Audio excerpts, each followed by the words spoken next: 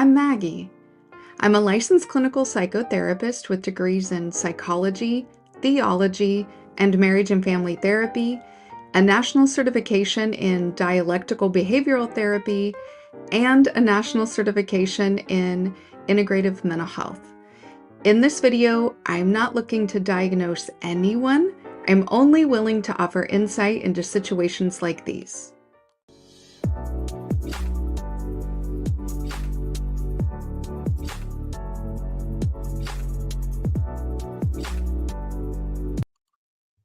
Did you guys know that somebody making over $75,000 a year is twice as likely to report being very satisfied with their sex life compared to someone earning less than $25,000?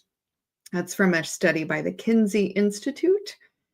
But it makes me wonder, is money really the driving force behind great sex, or is it something else?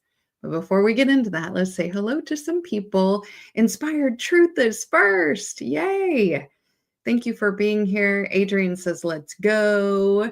Auntie says hi and the peace sign. Favorite Auntie. Thank you for being here. Armando FBX is here. Peace to you as well. Snowman is batting fourth. Let's see. Who else? Everybody's saying hi to each other. See, the greatest live tribe on YouTube, bar none. Bar none.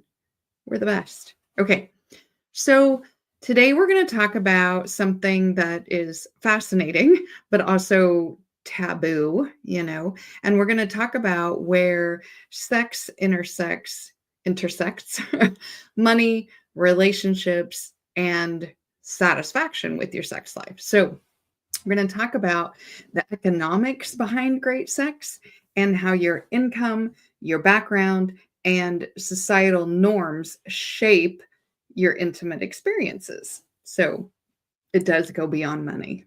Okay. So for anybody new or in the replay gang watching, I always have notes in front of me. So if you see me looking down, I'm checking my notes to stay on track. I've always got to put that warning there so people don't think I am weird, but So when we think about money and sex, our minds tend to jump to the extremes, like prostitution or even like lifestyles of the ultra rich who have unlimited access to sexual partners. But is that the whole picture? No, because the rest of us live in the middle, right?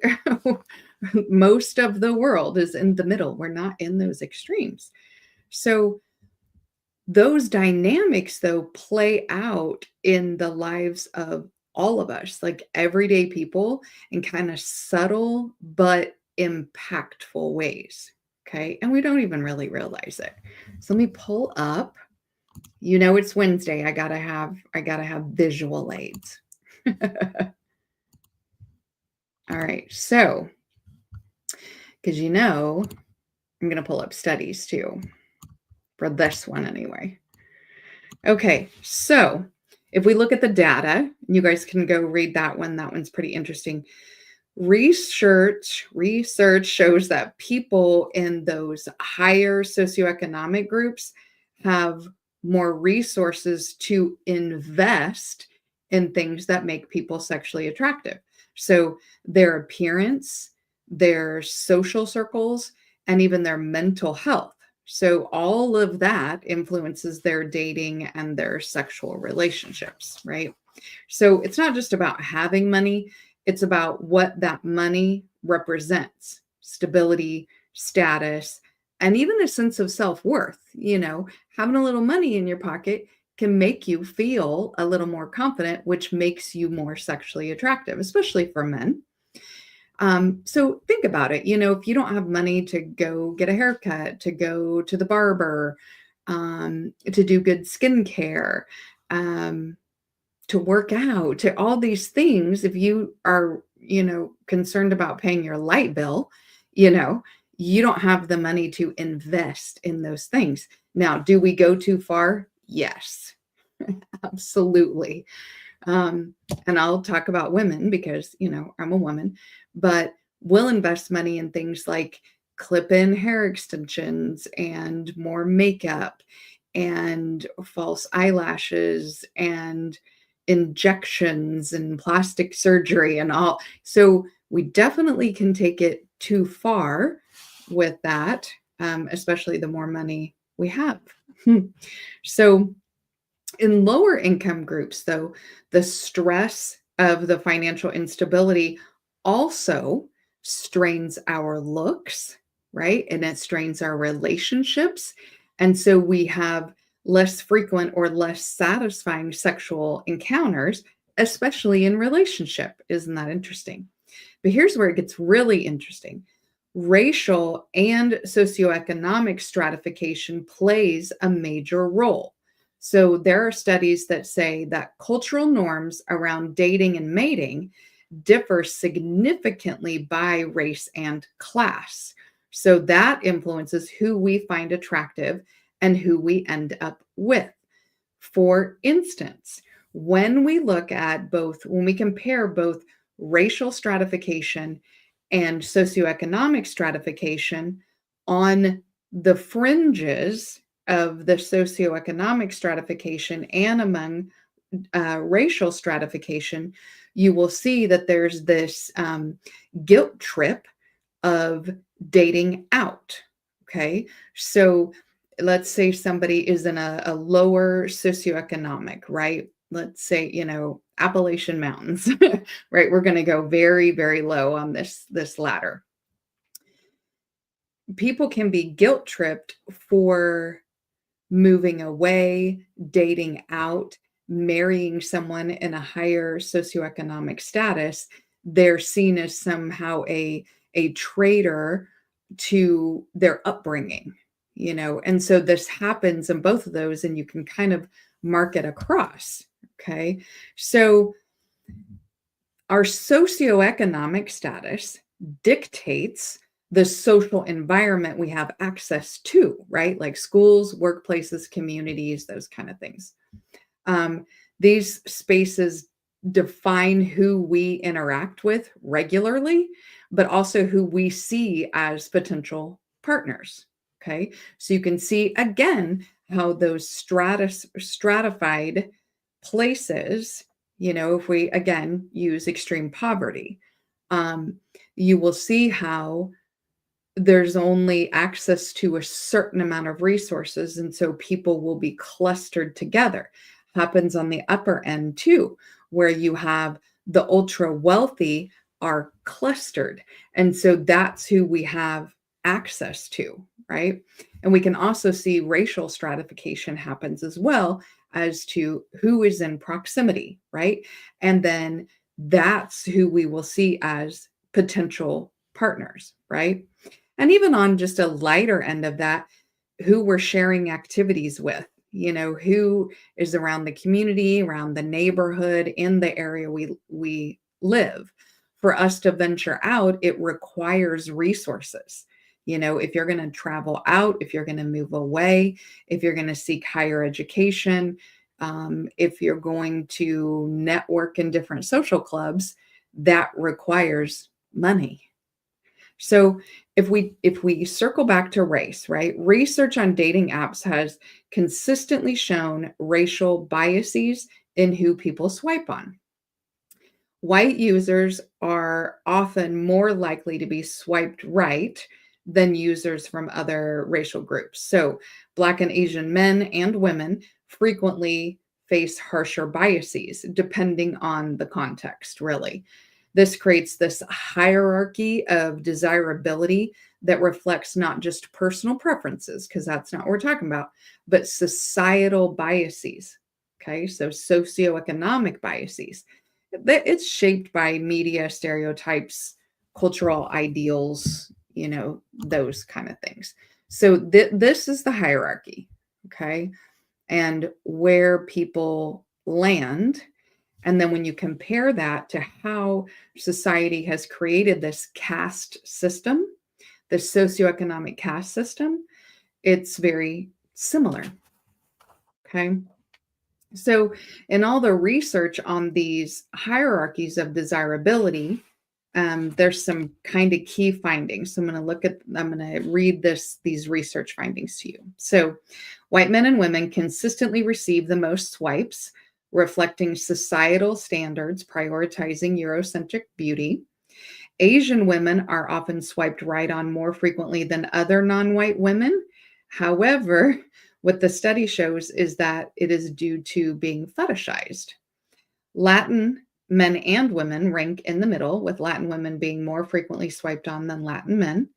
Black men and Asian men face significant discrimination and less likely to be chosen due to entrenched racial stereotypes. Asian men being the men that are least swiped on. And then Black women are the least swiped demographic, with many studies pointing to their consistent exclusion across racial groups. So those are studies that you can find. If you guys want those links, I can definitely get those to you. Inspired Truth says, shout out to Racial Hypergamy and Dr. G. Yeah.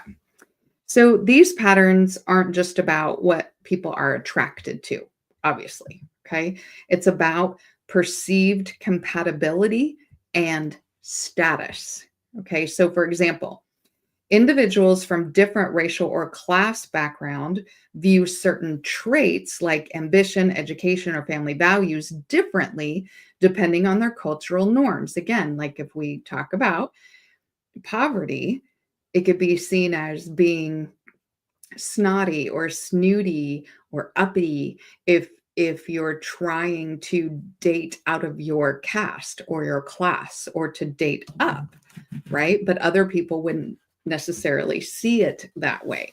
White women, for instance, are often encouraged to date up and to marry up, okay?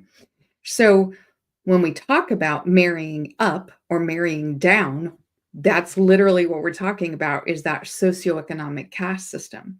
So studies show that women are judged for choosing partners with less financial or social capital. Okay, so for men, the emphasis is more on physical attractiveness or cultural markers of desirability. So for women, what dating up and dating down means is different than what it means for men who date up and date down. So these standards reinforce class and gender divides, and it makes it hard for people to prioritize a genuine connection over what society or where they are in the caste system, racial stratifications, all of this, what all of those expectations are, it's difficult to overcome. So when we talk about who we end up with, it's not just about love. It's not just about chemistry. It's also about all those invisible forces. Race, class, culture shapes the whole thing, and that it operates beneath the surface and influences us in ways that we may not even realize. So there's this concept I want to talk about called assortive mating, like assortive. So this is the tendency of people to pair with partners who are similar to them in socioeconomic status, education, and cultural background. And this is beyond proximity. So it's not coincidence, it's a pattern that is embedded in our societal norms, right? In part of the socioeconomic class system, caste stratification piece. So on one level, it's practical, okay, right? Like, because people are more likely to meet and form relationships with people who are in the same space with them, right? Universities, workplaces, social groups, all that kind of stuff. But then there's the pressure, explicit and implicit, to choose a partner who aligns with the societal idea of who they're supposed to be with and what success and stability means for who they're supposed to be with. So this is society's idea and expectation. So for example, studies show that college-educated individuals are significantly more likely to marry other college-educated individuals above other expectations. So sometimes one expectation starts to trump other ones, but it's still based on those expectations. And it reinforces the economic divides, wealth, privilege, those kind of things. And the wealth and the privilege stay concentrated within specific groups. We know who that is. Okay. So if we look at how history, because you guys know I love history, and politics play in shaping mate choices. Okay. So governments and societies have acted as gatekeepers forever and restricting who people could marry or even date. Some of us may have heard throughout history, and I think even up into the 70s, for a couple to get married, they had to have a blood test. And this was before DNA mapping, right? But it had to do with bloodlines and things like that. So, as another example, what you will see up here, the United States anti-miscegenation laws prohibited interracial marriages until 1967. Okay, Loving versus Virginia. When the Supreme Court struck down these anti-miscegenation laws, side note for somebody who may not know, miscegenation means intermixing of races. Okay, so anti-miscegenation meant you couldn't have an interracial marriage. People were doing it, but it was against the law in many states in different ways. Some states would have it where a white person could marry a Native person or even an Asian person, but couldn't marry a Black person. Or Virginia was the worst. Virginia was white people married white people, and whatever the rest of the you people do is what you do. But Black people could only marry Black people. Everybody else could do whatever they do, right? But they were keeping things very stratified, very. Okay.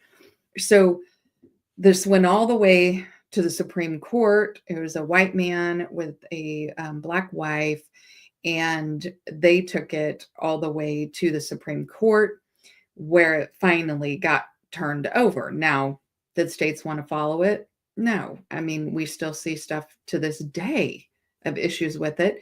And recently, when they were talking about overturning Supreme Court decisions after Roe was turned over, one of the very first ones that got brought up was miscegenation, was that it may get turned over, which I have other things to say about that. But these laws were explicitly designed to maintain racial hierarchies and keep wealth and power within the white racial group. Okay. Hi, Leon. Thanks for being here. He's in the building. Super dad. Yeah. How's the baby? We definitely want to know. Okay. In other parts of the world, societal pressures to marry within the class lines remain strong.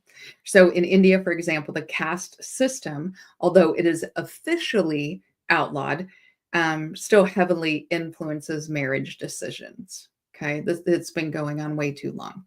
Families enforce the boundaries to preserve their cultural traditions and their economic stability. So, of course, the people higher up on that caste system would want to maintain that and keep the wealth on the top. Same what we just heard about white people in the United States. So similar dynamics exist in countries with the dowry systems or like arranged marriages, which still happens in India, where wealth and status play the central role in who is considered an acceptable partner for someone's child. Namaskar to you as well, Dominic. And Adrian says, shout out to I Love Lucy circa the 1950s, but everybody is discriminated the same, right? Oh, yeah, because Desi Arnaz, Latin, right? So in the 1950s, that marriage was acceptable, a white woman and a Latin man, right? But the miscegenation went on, or anti-miscegenation laws were still in place till 1967. Leon says he's doing great. He's already rolling over and holding up his head. Oh my gosh. So super dad and super baby. Perfect. Love it. Okay. So some other things that play into this is an even darker side of the Western history is the eugenics movement. And that's, started in the early 20th century, and it promoted the idea that the only desirable traits should be passed on. So this influenced policies that sterilized marginalized groups and restricted their reproductive rights, all under the guise of improving society, right? But think about what was normed.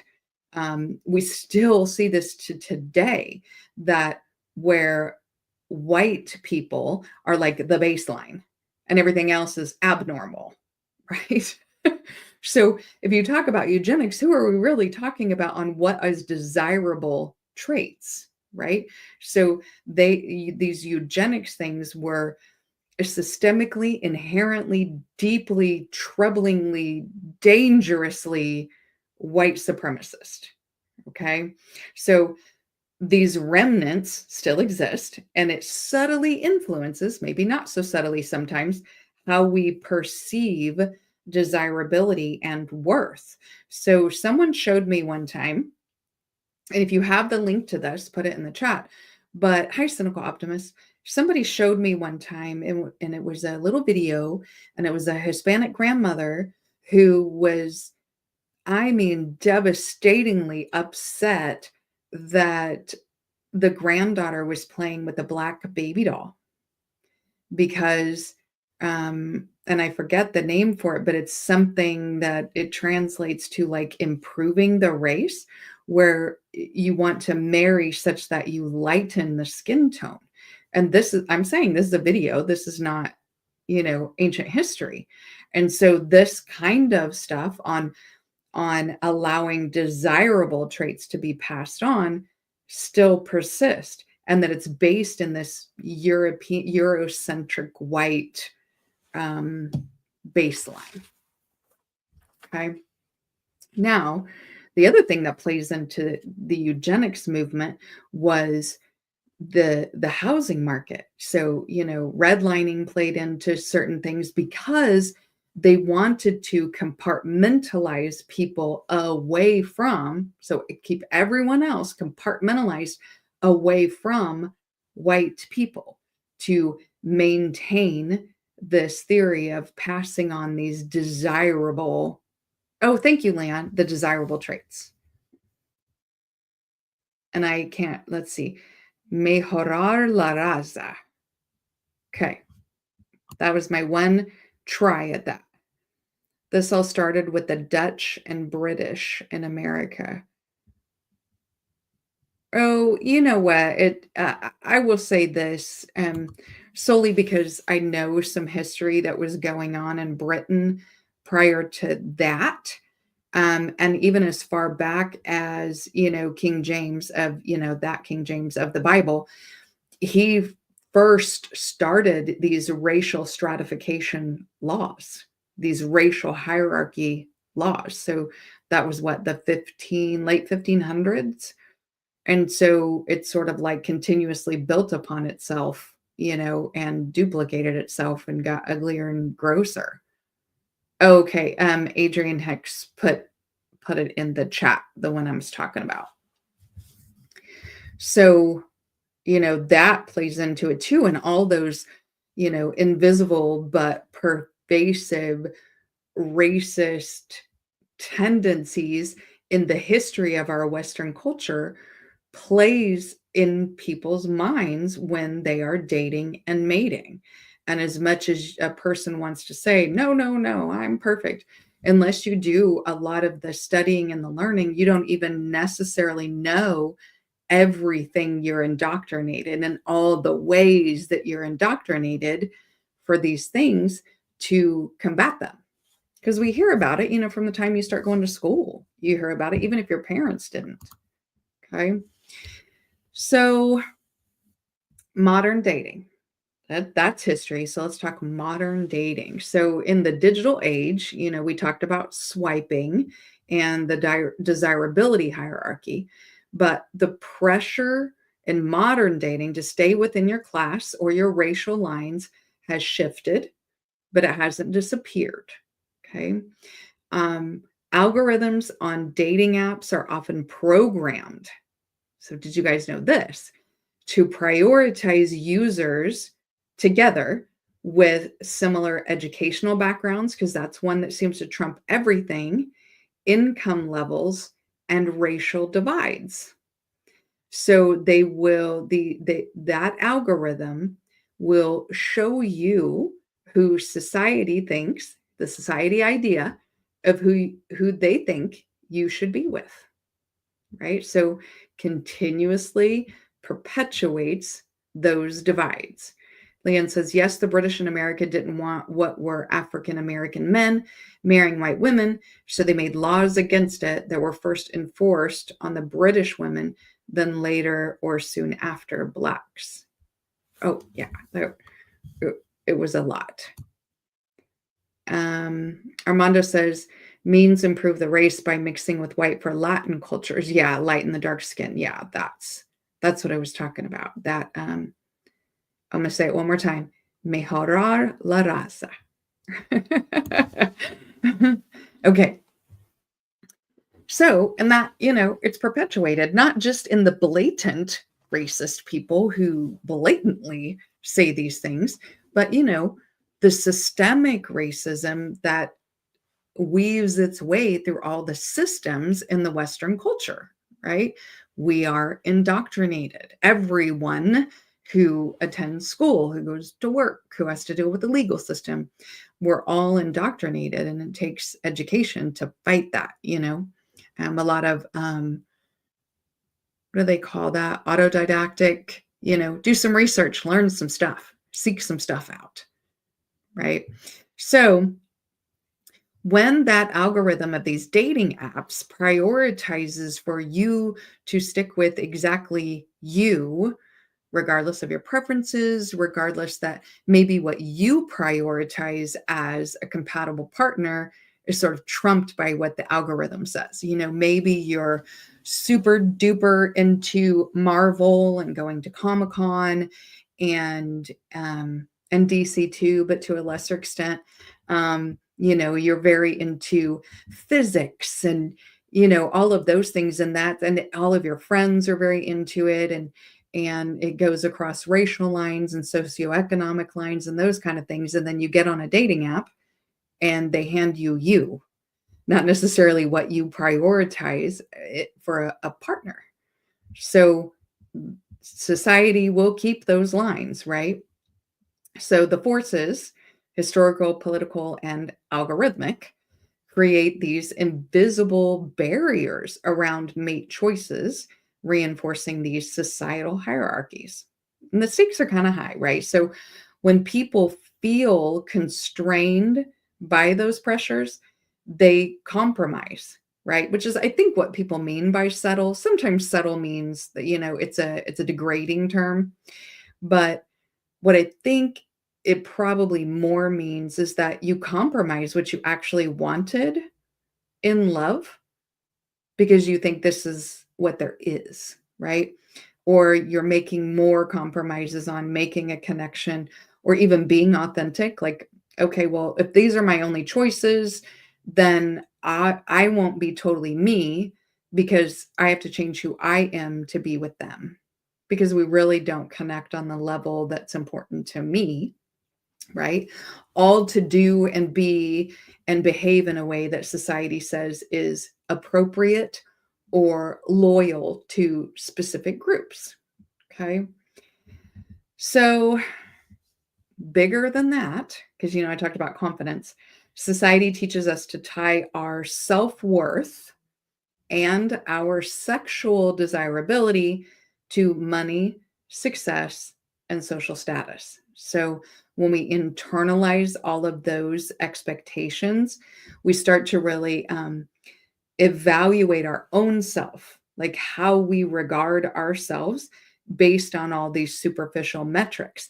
And you can see it. I've said many times, we live in a very ego-driven society, this social media of taking the perfect picture with the perfect filter and the perfect family and the perfect moment, and this is all we put forward.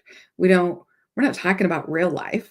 Even reality TV is not reality, right? It's all very ego ego driven.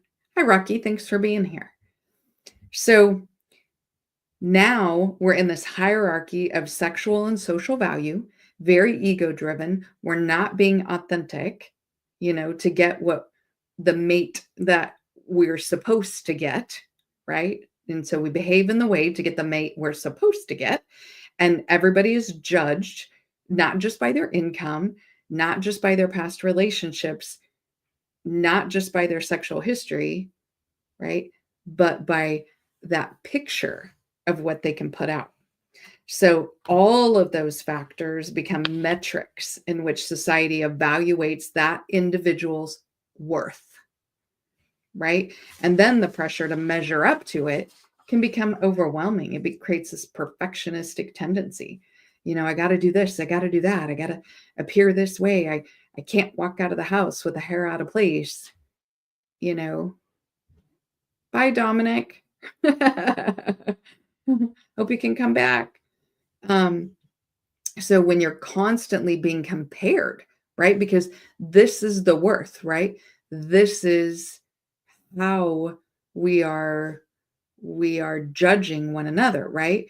So, and then everybody's compared to somebody else. Well, this one's better than that one, and this one's slightly better over here, right? It's easy to feel like you're constantly falling short, right?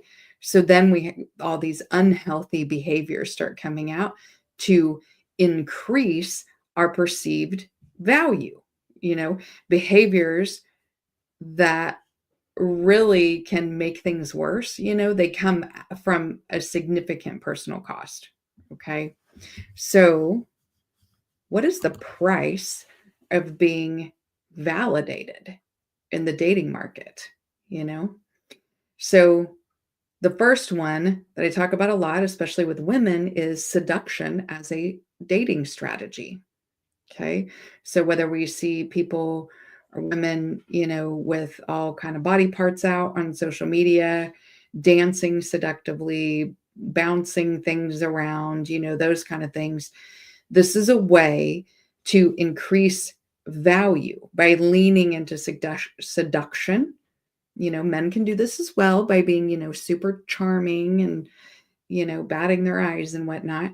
But using seduction to secure the relationship, right? So there's nothing wrong with confidence and charisma and those kind of things, but it becomes a problem when seduction is the only way you have to gain access to that mate you're wanting or the wealth and status that you're wanting by using romance or sex as a tool. Okay. So for instance, engaging in relationships purely for financial security, right? Like you'll hear, I hear sometimes like, how many bills is he going to pay? Right? Those kind of things. So, but people can also use relationships for financial security. If you don't have a place to live or you can't pay your bills, sometimes that relationship is just pooling resources, right? But it could be access to a car. It could be somebody to pay your bills. And it traps both people in a transactional dynamic, right? It lacks genuine connection and it lacks that fulfillment that a relationship should be bringing to you. Another one is sexual manipulation. So this is using sex to manipulate and control other people.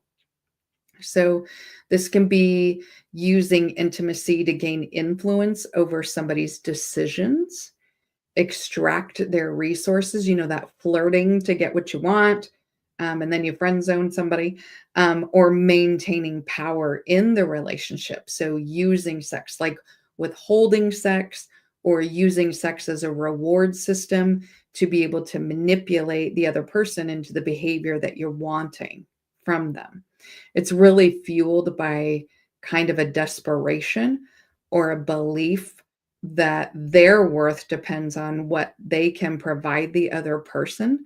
So instead of having a conversation talking about needs and wants, they just utilize sex to manipulate the behaviors that they want. Um, Another one is over sexualization to gain attention. So this is the validation that we see on social media, right? Because social media and really pop culture glorifies the over sexualization, and people will get that validation. They'll get the visibility, they'll get the admiration of people.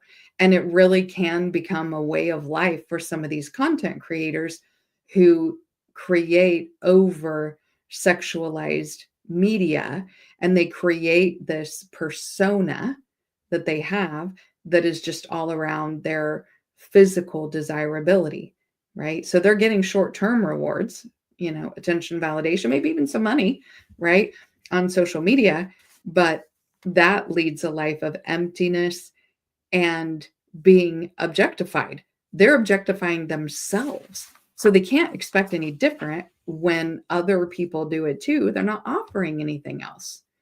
And then there's that settling or compromising piece, over compromising, or also it's called overperforming. So this is when people feel like they're forced to conform to those societal norms, right? And that they'll get fulfillment and validation. They'll get all these other things outside of the relationship that they're in because they're just conforming to the societal norm, settling for the relationship that kind of looks good on paper or where they're supposed to be, what society told them they're supposed to do. We can also overperform in ways that compromise happiness in general. So, like staying in unfulfilling partnerships to avoid being judged or blamed or guilted, right? Or over investing in how the relationship appears, right? To seem more worthy of societal validation. Okay. I was going to use an example, but not this time. So the behaviors help someone climb this validation ladder in the short term, but then you go away from it with severe emotional and psychological stress. It's a lot of stress. People lose touch with their true selves, like who even am I anymore when these relationships end, because we spent so much time not being authentic, seeking fulfillment and connection and validation outside of the relationship, pretending to be what society wants. You totally lose yourself in who you really are. We were prioritizing that external vision of it over inner peace and inner knowledge. So, people can feel lonely, trapped in relationships, and even unworthy or unable. What's the word? Not unable. We can say unworthy of love, or just they don't get to have love, right? Unless they somehow constantly perform in a certain way. And in the end, society loses too, because it perpetuates these cycles of insecurity and superficiality instead of fostering these authentic connections. Okay. So, society creates the hierarchy of value because everything is commodified in our socioeconomic caste or class system. Okay. And sex plays a huge part in that. There's a ladder where your worth is measured by your income, your social status, and your sexual history, like who your partner is. And I say partner because spouse, maybe boyfriend, girlfriend, all of those kind of things. I usually say your person. And for a lot of people, pressure to climb that ladder in a certain way to be impressive leads to unhealthy behaviors. Using seduction, manipulating other people, or overperforming, compromising, settling, those kind of things to make society happy. But they don't just hurt individuals, they hurt relationships, communities, society, right? They trap us in cycles of comparison, insecurity, superficiality, and really prevents us from forming meaningful connections that we crave. But the truth is, like, and hopefully you guys know this, your value isn't determined by what you can offer materially, what you can do through your physical labor, or even what you can do for people through your sexual prowess. It's about who you are as a person. You're authentically weird, strange, nerdy, lovely, goofy, whatever person that you are.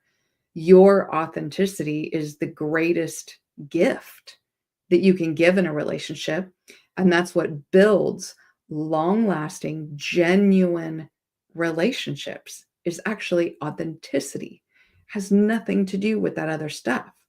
So breaking free from that societal pressure means shifting your mindset. It means you have to recognize the ways that you've been conditioned and indoctrinated, and the ways that you chase this external validation, trying to make everybody happy, and choosing instead to focus on yourself. That's what they should mean when they say focus on yourself. It doesn't mean being so independent that you don't need anybody. I mean, that's what independence means, right? I can live independently and take care of myself, right? But I can also be dependent upon another person. So you have to stop playing the game of status and start valuing yourself holistically as a whole, so that you free yourself and you inspire others to do the same. I say a lot to people, I like to see on social media and different things, real couples, real ones, not the ones where like they're both so just like painfully good looking and we just constantly see images of them being good looking, you know. I want to see real people who have goofy, real problems and do real things and have long-lasting, authentic, deep, respectful connections, relationships with each other. And how does that work? Because that's not what we see. And people need to see what real, long-lasting, deep, fulfilling, peaceful relationships look like on social media, right? So they know what to do. So my challenge to you, oh, I'm sorry, Rocky, before I get to the challenge, Rocky says, look, this all sounds good, Maggie, but as a man, that's how we're judged, not authentically. Well, obviously, because everybody's judged on those metrics, right? But the only way to get it back to people being judged on, oh, here I'm going to do what a white liberal woman does based on the content of your character. The only way we can do that is by all of us start being authentic, and I do see that in my live tribe. Sometimes we nerd out on some stuff, right? We get goofy, we get weird, we talk about conspiracy theories and all kinds of stuff because we authentically find it interesting and forget it. Who cares? Somebody wants to call us whatever, I poke fun at it by saying tinfoil hat, because, I look at authenticity as I'm going to be authentically me. And if you like that and you want to be around me and you like what I talk about, great. You're more than welcome to be here. And if somebody doesn't like that, well, then you can not like that over there. That's okay. You're going to have haters whether you do everything right or you do everything your way. You're going to have haters. People are going to dislike you because that's life. Not everybody's going to love you. And so authenticity means I'd prefer to have haters being my real self because I'm going to have haters if I do everything right. Somebody's going to not like something that I do. So that's authenticity to me. Okay. So my challenge is for everybody to start questioning the hierarchies that you've internalized.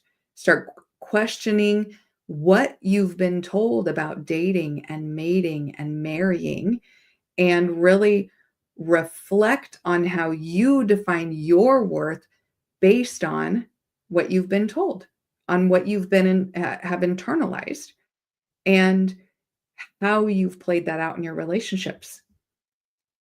And I think that might help. If you're in a current relationship, that might help strengthen your relationship. If you're looking, that might change a little bit what you start to look for and seek out, especially knowing that society isn't going to help you to do that, right? The most fulfilling life isn't built on performance or validation. It's rooted in accepting yourself and having real connections. So today, we are not going to have an after show on Patreon, however, but because I'm not having regular shows on Christmas Day. I already posted that up in the community tab. But what is going to happen is that on Christmas Day, there's going to be a video released on Patreon for the paid members. They rarely do much for the paid members, but this one's going to be a big one. For the paid members, there's going to be a video about what really is Santa Claus and where that came from. And then there will also be on Christmas Day a video for the channel members about what the nativity is. So, Mary, Joseph, Jesus. So both of those videos are going to come up on Christmas Day. And so I've got to get them done and get them ready to go. And I will premiere them so that we can have talk in the chat in vivo while it's going on, like kind of live. So hopefully y'all can be around for that. The next show that I do is going to be on the shocking survey results of 2024. I think it's going to be a fun and maybe funny show, but it'll be a good way to end 2024, because in 2025, I'm going to start exposing some identity thefts that the elites have played throughout history. So that's going to kind of be the theme of shows as we go into January. So hopefully people can be there for that. I appreciate you guys being here on a Wednesday. I hope that you all have a good night. I'm going to go make some cheeseburgers. So I'm going to show you a picture of my dog.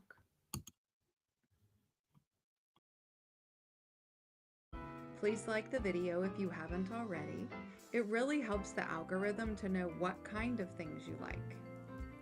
Share where you think it's appropriate, especially to someone who you think needs to hear it. And don't forget to check out some of the wilder Pivot Point Wednesday shows. And last, don't forget to subscribe if you haven't already, especially if you want to break down complex concepts that make the esoteric not soteric, helping you on your journey to become your most authentic self. By subscribing, you'll join a community that thrives on curiosity and growth, and you'll never miss out on insights and some wild discussions. Let's uncover the universe together.